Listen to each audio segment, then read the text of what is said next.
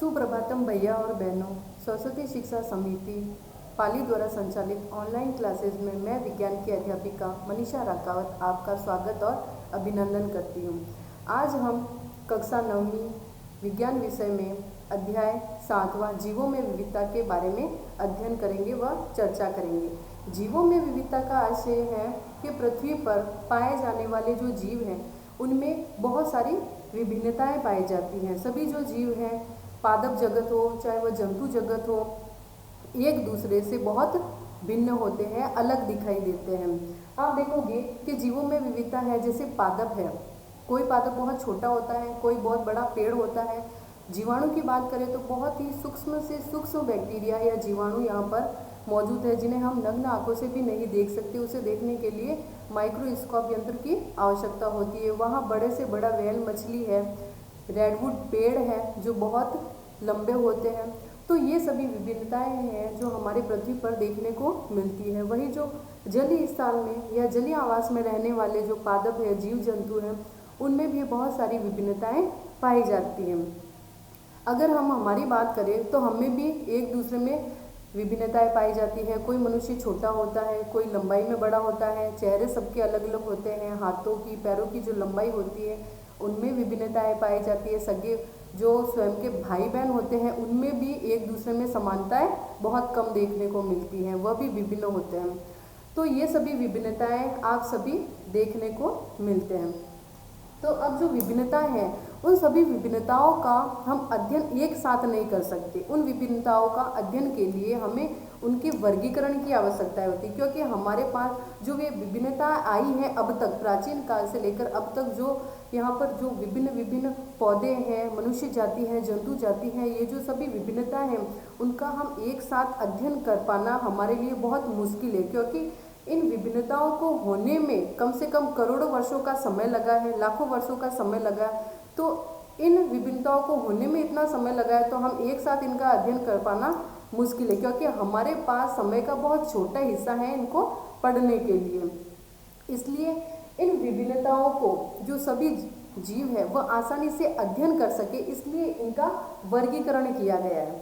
तो वर्गीकरण करने के लिए वर्गीकरण क्यों किया गया है? क्योंकि आसानी से हम उनका सरलता से, सुगमता से अध्ययन कर सकते, हमें कोई चीज़ पढ़ने में या देखने में कठिनाई महसूस नहीं हो, क्योंकि हमारे पास समय के अकॉर्डिंग यह पढ़ना भी आवश्यक है। तो इसलिए इनका वर्गीकरण किया गया है। बहुत सारे वैज्ञानिक ने इनका वर्गीकरण किया। अब वर्गीकरण का आधार क्या होना चाहिए, यानी किस बेस पर इनको वर्गीकृत किया जा सके, अलग अलग भागों में डिवाइडेशन इनका हो सके। तो वर्गीकरण का आधार क्या होना चाहिए? तो सबसे पहले जो अरस्तु थे उन्होंने बताया कि इन जीवों को अपन आवास के आधार पर वर्गीकृत कर सकते हैं। अब आवास क्या हो सकते हैं? जलीय आवास हो सकता है, स्थलीय आवास हो सकता है, और जो वायु में उड़ने वाले हैं वह आवास हो सकता है। तो उनके आधार पर अरस्तु ने उनको आवास के आधार पर अलग अलग भागों में बांटा। लेकिन अब ये बोल रहा है कि जैसे स्थल है, स्थल पर तो पौधे भी रहते हैं और जंतु भी रहते हैं, लेकिन उनमें आपस में कोई समानता है ही नहीं। तो इनको अपन एक वर्ग में कैसे रख सकते हैं? जैसे पौधे हैं तो पौधे प्रकाश संश्लेषण क्रिया द्वारा अपना भोजन बनाते हैं, जबकि जो जंतु होते हैं वह तो बाहर से ग्रहण करते हैं। तो इसमें किसी प्रकार की कोई समानता है ही नहीं। तो इन समानता के आधार पर हम इनका वर्गीकरण भी नहीं कर सकते, क्योंकि कुछ ना कुछ तो समानताएं होनी चाहिए। उसी तरह जल आवास में रहने वाले भी, तो इसके आधार पर हम उनका वर्गीकरण नहीं कर पाएंगे। तो ये जो धारणा थी वह गलत सिद्ध हो गई।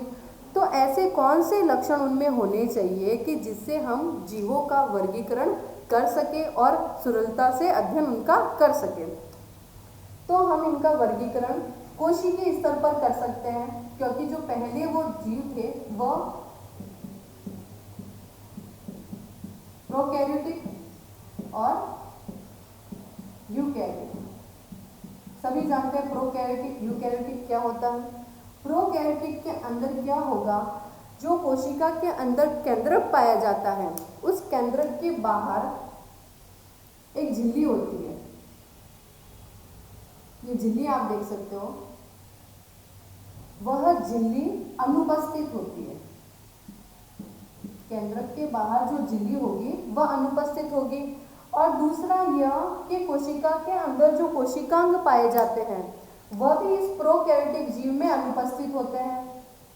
और कोशिकांग के चारों ओर भी झिल्ली होती है वह भी अनुपस्थित होती है, नहीं पाई जाती है।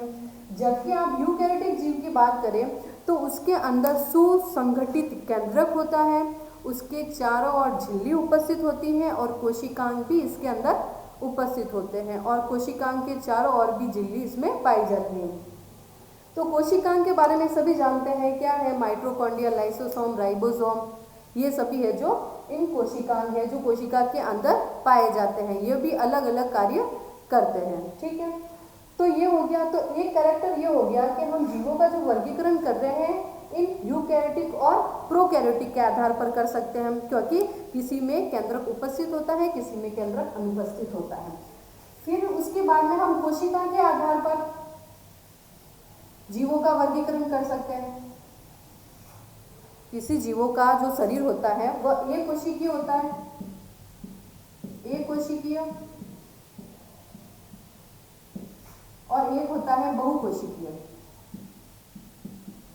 इसके आधार पर कर सकते हैं। एक कोशिका के अंदर जो जीवों का शरीर होगा वह सिर्फ एक कोशिका से मिलकर बना होता है, यानी शरीर की जो सभी क्रियाएं होगी वह एक कोशिका के द्वारा संपन्न होती है। बहुकोशिकीय में उसका शरीर बहुकोशिका से मिलकर बना होता है और इनके कार्य करने के लिए अलग अलग कोशिकाएं हैं जो जिम्मेदार होती हैं। तो इनके आधार पर एक कोशिकीय जीव और बहुकोशिकीय जीव के आधार पर हम जीवों का वर्गीकरण कर सकते हैं। यह करना हमारे लिए सुविधाजनक होगा। दूसरा, यह प्रकाश संश्लेषण के द्वारा हम वर्गीकरण कर सकते हैं। कौन से पौधे हैं जो प्रकाश संश्लेषण कर सकते हैं और कौन से हैं जो प्रकाश संश्लेषण नहीं कर सकते, जो स्वयंपोषी होते हैं, दूसरे जो विषमपोषी होते हैं। इसके बारे में भी सभी जानते हैं। स्वयंपोषी क्या करेंगे? अपना भोजन स्वयं बनाते हैं, और जो विषमपोषी होते हैं वह अपना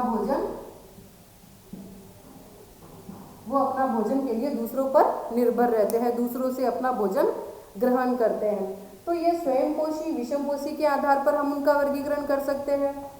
एक कोशी के बहुकोशी के आधार पर हम जीवों का वर्गीकरण कर सकते हैं।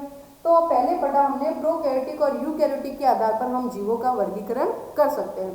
तो ये वर्गीकरण का आधार हो गया कि इस बेस पर, इस आधार पर हम इन जीवों का वर्गीकरण करके सरलता पूर्वक हम अध्ययन कर सकते हैं। इन जीवों को अलग अलग कैटेगरी में डिवाइड कर सकते हैं।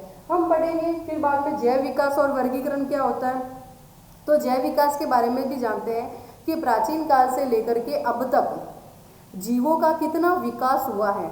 जो प्राचीन काल के जो लोग थे उनमें और अब में रात दिन का अंतर हो गया, उनमें बहुत विकास हुआ है। पहले एक कोशिकीय जीव थे, अभी बहुकोशिकीय जीव भी उपस्थित है, एक कोशिकीय जीव भी उपस्थित है। जीवों का भी विकास हुआ है। बोला जाता है कि जो मनुष्य है उनकी उत्पत्ति है, जो उनके पूर्वज है, मनुष्य के जो पूर्वज है बंदर को माना गया है। तो बंदर चलने के लिए चारों पैरों का यूज करते थे। अब धीरे धीरे वह विकास हुआ है मनुष्य के अंदर। तो मनुष्य के वह 4 से 2 हो गए, 2 पैर चलने के लिए 2 हाथ और 2 पैर, इनमें डिवाइड हो गया। तो ये जीवों का विकास का जो ये क्रम है उनमें बहुत विभिन्नताएं आई हैं, बहुत उनमें वो विभिन्न हुए हैं। तो अब उनमें क्या है कि जैसे मस्तिष्क, पहले जो मनुष्य का मस्तिष्क था वह इतना विकसित नहीं था, अब उनमें बहुत विकसित हो गया है। तो इस तरह से हम देखें तो इन जीवों का विकास भी अपन कर सकते हैं। या जीवों का विकास है तो प्राचीन काल से अब तक जो जीवों का विकास हुआ है वह बहुत ही स्पष्ट हमें दिखाई देता है। तो इस आधार पर भी वर्गीकरण हो सकता है। फिर जो पूरे सजीव जगत को है, जो पूरे सजीव हैं, उन सभी सजीव जगत को उनके वर्गों में विभाजित किया है, तो उसे जगत बोला गया है। सजीवों को जगत में विभाजित किया गया है, जगत वर्ग में। अब जगत में क्या आ सकते हैं? पादप जगत आ सकते हैं, जंतु जगत आ सकते हैं। उनके बाद में उनको छोटे छोटे क्रम में, पदानुक्रम यानी छोटे छोटे पदों में उनका वर्गीकरण किया है। उनको फिर वर्गों में, उनकी क्लास में, फिर ऑर्डर में, स्पीसीज में, जीनस में, यानी जाति, गण, वर्ग, इन सभी में उन्हें अलग अलग करके उनका वर्गीकरण हुआ है। उसके बाद में हम पढ़ेंगे ये 5 जगत प्रणाली क्या है। तो इसके लिए हम देखेंगे कि जो वैज्ञानिकों के नाम सुने आपने, कॉलवॉस, विटेकर, इन वैज्ञानिकों ने मिलकर एक 5 जगत प्रणाली दी है। 5 जगत प्रणाली के बारे में उन्होंने बताया है, यानी इन सब ने मिलकर के ये इस जगत को डिवाइड किया है कि जो जगत है उसको हम किस प्रकार अलग अलग कैटेगरी में डिवाइड कर सकते हैं। तो इस जगत हो गया, पादप जगत अलग हो गया, जंतु जगत अलग हो गया, यानी ये किंगडम इनको अलग अलग जगत में विभाजित कर देता है। उसके बाद में जो विटेकर है, विटेकर की 5 जगत प्रणाली प्रचलित है। तो विटेकर नामक वैज्ञानिक ने क्या किया, इस जगत को 5 अलग अलग जगत में विभाजित किया। अब वह 5 अलग अलग जगत कौन से हैं तो मैं बताती हूँ आपको। सबसे पहले है मोनेरा, दूसरा है प्रोटिस्टा, तीसरा है फंजाई, चौथा है प्लांटी, पांचवा है एनिमेलिया। तो विटेकर नामक वैज्ञानिक ने ये 5 जगत प्रणाली दी, इसलिए इसे पंच जगत प्रणाली के नाम से भी जाना जाता है। तो आप देखोगे कि जो प्रोटिस्टा है, प्रोटिस्टा के अंदर 3 उदाहरण बताए गए हैं। ये उदाहरण है, इधर लिखे हुए हैं देखो, जीवाणु, नीलहरी शैवाल और माइकोप्लाज्मा। तो इनके बारे में सभी जानते हैं कि सबसे पहले जो जीव उत्पन्न हुआ था वह कौन सा था, जीवाणु था। सभी जानते हैं जीवाणु क्या होता है, बैक्टीरिया जिसे बोलते हैं अपन। सबसे पहले उत्पन्न होने वाला जो जीव था वह जीवाणु ही था। यह जो जीवाणु होता है वह अनुकूल परिस्थिति हो चाहे प्रतिकूल परिस्थिति हो, दोनों में जीवित रह सकता है। कहीं बहुत ज़्यादा ठंड पड़ रही है, बर्फ़ पड़ रही है, कहीं बहुत ज़्यादा गर्म हॉट वाटर है, कहीं मरुस्थल है, तो किसी भी परिस्थिति में यह जो जीवाणु होता है वह अपना वहाँ पर जीवन यापन कर सकता है, चाहे कैसी भी परिस्थिति हो, अनुकूल परिस्थिति हो इसके लिए, चाहे वह प्रतिकूल परिस्थिति हो, जीवाणु अपना जीवन यापन आराम से कर सकता है। तो जीवाणु के बारे में सभी जानते हैं कि सबसे पहले इस जीव की उत्पत्ति हुई। तो मोनेरा के अंदर आने वाले कैरेक्टर क्या क्या है, तो सबसे पहले इसे बोलेंगे अपन प्रोकैरियोटिक जीव है।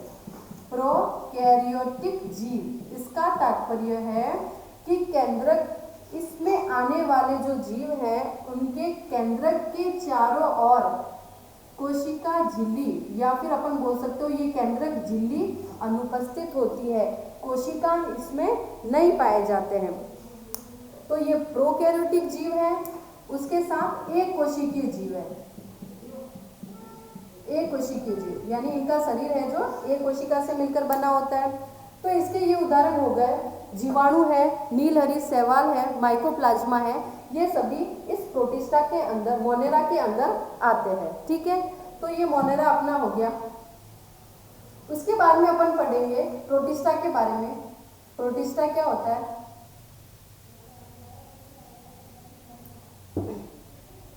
प्रोटिस्टा के अंदर उदाहरण दे रखे हैं पैरामीशियम अमीबा और यूग्लिना। पैरामीशियम अमीबा और यूग्लिना में, इन तीनों में क्या क्या कैरेक्टर पाए जाते हैं, तो यह जो प्रोटिस्टा होते हैं यह क्या होते हैं, यूकैरियोटिक जीव है। यूकैरियोटिक, सबको पता है यूकैरियोटिक क्या होता है, जिसके अंदर केंद्रक के चारों ओर केंद्रक झिल्ली क्या होती है, उपस्थित होती है, और कोशिकांग भी इसमें पाए जाते हैं। लेकिन यह एक कोशिकीय जीव है, अभी बहुकोशिकीय जीवों का निर्माण हुआ नहीं है। तो यह एक कोशिकीय जीव है प्लस यूकैरियोटिक जीव है, यानी केंद्रक के चारों ओर झिल्ली उपस्थित होगी और उसमें कोशिकांग भी उपस्थित होंगे। उसके बाद में यह स्वयंपोषी और विषमपोषी दोनों हो सकते हैं। स्वयंपोषी और विषमपोषी। अब स्वयंपोषी विषमपोषी क्या है, सबको पता है क्या होता है। स्वयंपोषी जो प्रकाश संश्लेषण की क्रिया द्वारा अपना भोजन स्वयं बनाता है। विषमपोषी जो भोजन के लिए किसी दूसरे प्राणी पर, पौधों पर निर्भर रहते हैं। तो इसके अंदर प्रोटिस्टा के अंदर आने वाले जो जीव है वह स्वयं पोषी भी हो सकते हैं और विषम पोषी भी हो सकते हैं। जैसे एग्जांपल मैं आपको बताती हूँ, इसमें दे रखा है पैरामीशियम, अमीबा और यूग्लिना। ये अपना भोजन स्वयं भी बना सकते हैं और दूसरों पर भी निर्भर रहते हैं। और इनमें क्या होता है कि एकोशिकीय है, यूकैरियोटिक जीव है और इनमें गमन करने के लिए, तीसरी चीज है इसमें गमन करने के लिए फ्लैजिला और सीलिया पाए जाते हैं, यानी पानी के अंदर रहते हैं। यह सूक्ष्मदर्शी यंत्र द्वारा इन्हें देखा जाता है। तो गमन करने के लिए, एक स्थान से दूसरे स्थान पर जाने के लिए इनके शरीर के चारों ओर फ्लैजिला और सीलिया पाया जाता है। सभी को पता है इनकी संरचना कैसे होती है। ये ऐसे, ये यूग्लिना है, इसमें ये फ्लैजिला पाया जाता है और ये पैरामीशियम है, इनके चारों ओर ये सीलिया पाया जाता है। ठीक है, तो ये इनके कैरेक्टर हो गए अपने। फिर अपन तीसरा पढ़ेंगे फंजाई।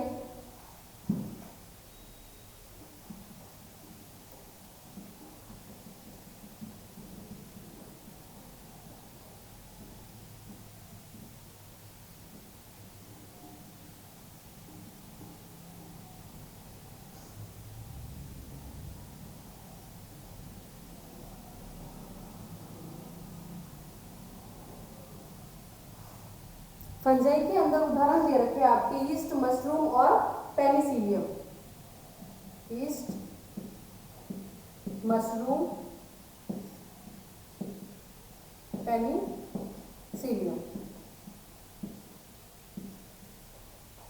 अब इसमें आप देखना, ईस्ट यानी फंजाई के बारे में सभी जानते होंगे मेरे हिसाब से। फंजाई क्या होती है? जो फंगस यानी आपके घर पे आपने देखा होगा 2 दिन से अगर चपाती पड़ी है, ब्रेड पड़ी, उसके ऊपर आप देखोगे कि वाइट आपको एक संरचनाएं दिखेगी, तो वह संरचनाएं आप उसको फंगस बोल सकते हो, फंजाई बोल सकते हो।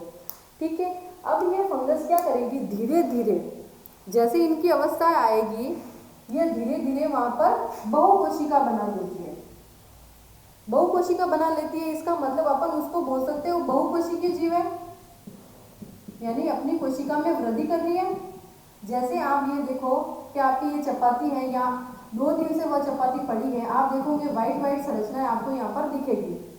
एक दिन उसको और रखो, ये संरचना यहाँ तक पहुँच जाएगी, फिर ये ऐसे करके पूरी उस चपाती को इन्फेक्टेड कर देगी। तो ये फंगस क्या कर रहा है? अपनी कोशिका में वृद्धि कर रहा है। तो इसे अपन बहुकोशिकीय भी बोल सकते हो। उसके बाद में ये होता है, यह विषमपोषी होता है।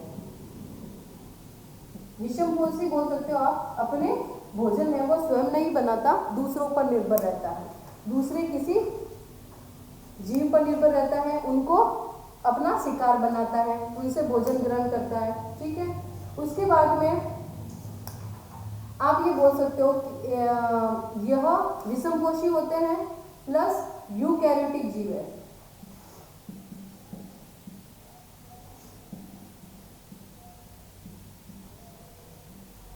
प्रकाश संश्लेषण यह नहीं करते हैं, प्रकाश संश्लेषण यह नहीं कर सकते। ठीक है, पादप के अंदर आते हैं फिर भी यह प्रकाश संश्लेषण नहीं कर पाते हैं। तो ये आपके हो गया ईस्ट, मशरूम और पेनिसिलियम। पेनिसिलियम की इंजेक्शन भी बाजार में मिलती है।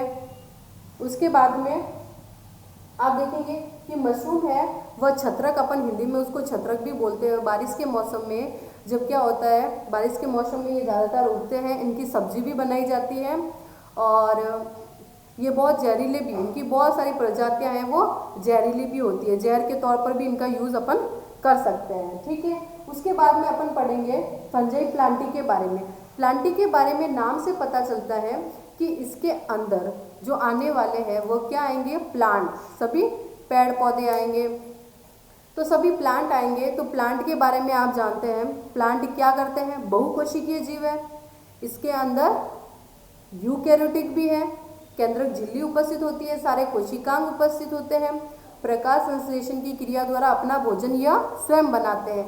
और तीसरी मेन पॉइंट ये कि इनके कोशिका के चारों ओर कोशिका भित्ति पाई जाती है, जबकि जंतु में यह कोशिका भित्ति अनुपस्थित होती है।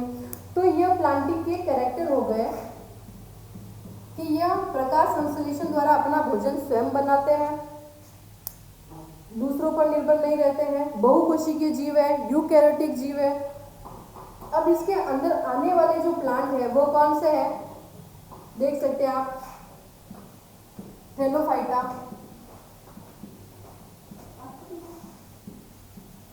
ब्रायोफाइटा,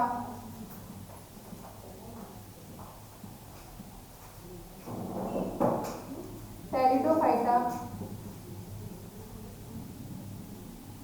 जिम्नोस्पर्म,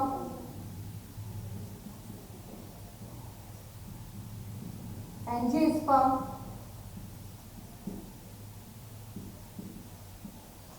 ये सभी है जो इसके अंदर आएंगे। तो इनका अपन वर्गीकरण आगे जब हमारी क्लास होगी उसके अंदर देखेंगे। इन सभी का पूरा डिटेल में इनके अलग अलग कैरेक्टर दे रखे हैं। फिर है अपन एनिमेलिया। एनिमेलिया नाम से पता चलता है कि इसके अंदर आने वाले जो सभी जीव है वह कौन से हैं, जंतु जगत, ठीक है। उसके अंदर एनिमेलिया आएंगे, सारे एनिमल आएंगे, उनके बारे में अपन चर्चा करेंगे। तो इनके अंदर भी बहुत सारे हैं, इकाइनोडर्मेटा है, पोरीफेरा, सिलेंट्रेटा, निमेटोड, एनेलिडा, ये सभी बहुत सारे जंतु हैं, उनके बारे में अपन अध्ययन करेंगे। इनके कैरेक्टर बता देती हूँ मैं। इनमें कोशिका भित्ति अनुपस्थित होती है, बहुकोशिकीय जीव है और यूकैरियोटिक जीव है। तो ये अपन ने पढ़ लिया। उसके अलावा हमने अब तक क्या पढ़ा उसके बारे में आपको बताती हूँ कि हमने अब तक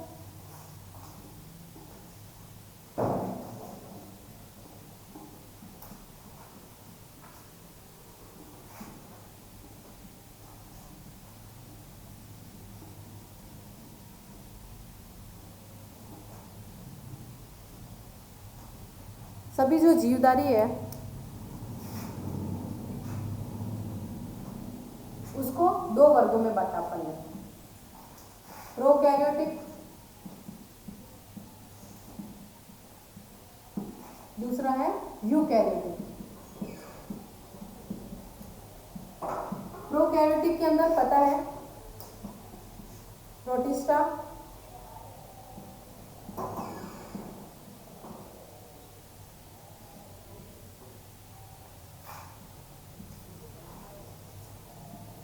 यूकैरियोटिक जिसके अंदर कोशिकांग उपस्थित होते हैं और केंद्र के चारों ओर भी झिल्ली उसमें पाई जाती है। तो उसके अंदर अपन देखेंगे